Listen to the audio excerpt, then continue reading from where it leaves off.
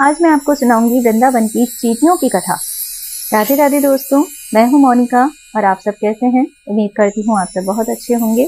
और अगर आपने मुझे अभी तक सब्सक्राइब नहीं किया है तो फटाफट से कर लीजिए, और अगर आप मुझे फेसबुक से देख रहे हैं तो आप मुझे फॉलो भी कर लीजिए, क्योंकि ऐसी कथाएं और ऐसी कहानियां मैं आपके लिए लाती रहूंगी। आज मैं आपको सुनाऊंगी वृंदावन की चींटियों की कथा।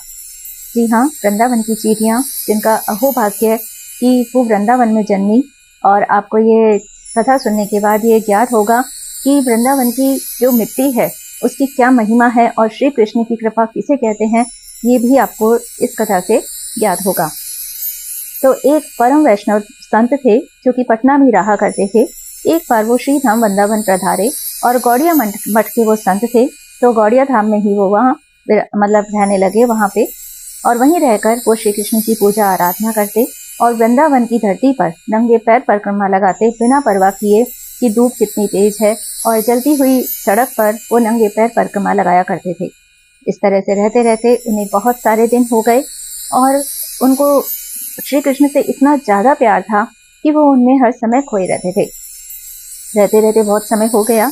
तब एक बार उन्होंने सोचा कि अब मुझे वापस अपने घर जाना चाहिए, क्योंकि पटना में उनका अपना घर परिवार भी था, तो वहां भी उन्हें लौटना था।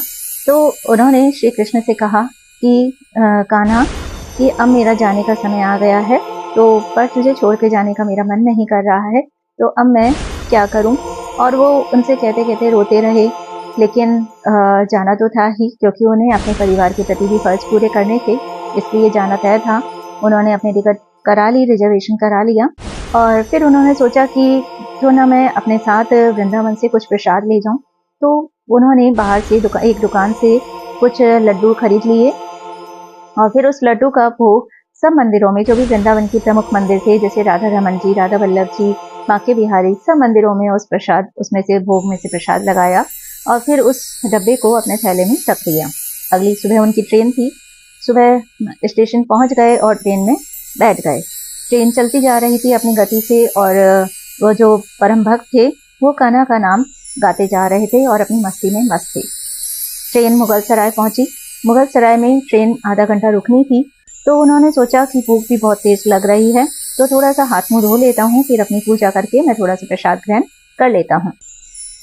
तो जब उन्होंने वहां पे मुगल सराय स्टेशन पे वो उतरे और हाथ मुंह धो के जैसे ही उन्होंने प्रसाद का डब्बा खोला, तो क्या देखते हैं, उन्होंने देखा कि वहां उस डब्बे में लाल चींटियों का झुंड उस लड्डू के ऊपर, उसे लड्डू को खा रहा है, प्रसाद को वो खा रहा है। वो बड़ा परेशान हो गए।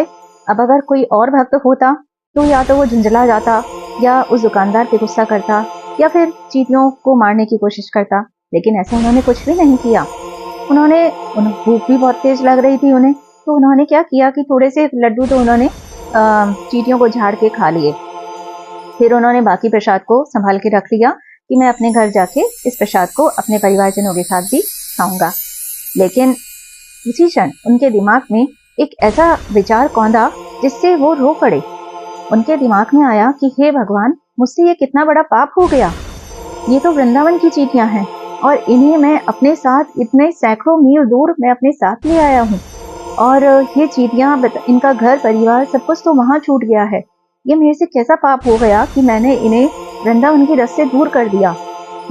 वहां पे ये रहती, वहीं पे वृंदावन की धरती में जन्म लेना ही अपने आप में एक बहुत बड़ी बात है। तो उन्होंने फिर सोचा कि अब मैं क्या करूं, ये चींटियां तो मेरी वजह से बेघर हो जाएंगी और इनके श्री कृष्ण की कृपा से दूर हो जाएंगी इस तरह से। तो और वो सोच सोच के रोए जाते कि कान्हा, मुझसे ये कितनी बड़ी गलती हो गई, मुझे माफ कर दो, ये तो मुझसे बहुत बड़ा पाप हो गया। तब उसी क्षण उन्होंने ये निर्णय लिया कि अब मैं इन चींटियों को वापस इनके घर पहुंचाऊंगा, यानी कि वृंदावन पहुंचाऊंगा, क्योंकि सैकड़ों मील दूर छूट गया था। तो उन्होंने वापस से वो ट्रेन से उतरे, और जो वृंदावन ट्रेन जा रही थी उस ट्रेन में उन्होंने टिकट लिया, और उस ट्रेन में वापस से वो बैठ गए, और उस चींटी वाले लड्डू के डब्बे को अपनी गोद में बिल्कुल इस तरह से सहेज के रख लिया, जैसे कि कोई हीरे जवाहरात से भरा हुआ कोई बक्सा अपनी गोद में रख के बैठ जाता है। और उतनी ही उसको महत्व देते हुए उन्होंने उस डब्बे को संभाल के रखा। वृंदावन पहुंचे, उसी मिठाई के दुकान के बाहर उन्होंने उस डब्बे को सड़क पर रखा, जहां फिर उस थोड़ा सा डब्बे को उन्होंने खोल दिया और चींटियों को जाने के लिए रास्ता दे दिया। ये सब जो दुकानदार था वो ये सब देख रहा था और वो पहचान भी गया कि ये बाबा तो कल भी मेरी दुकान पर आए थे। तो वो भागा भागा उनके पास आया और बोला, बाबा कहीं चींटियां तो नहीं लग गई आपके डब्बे में?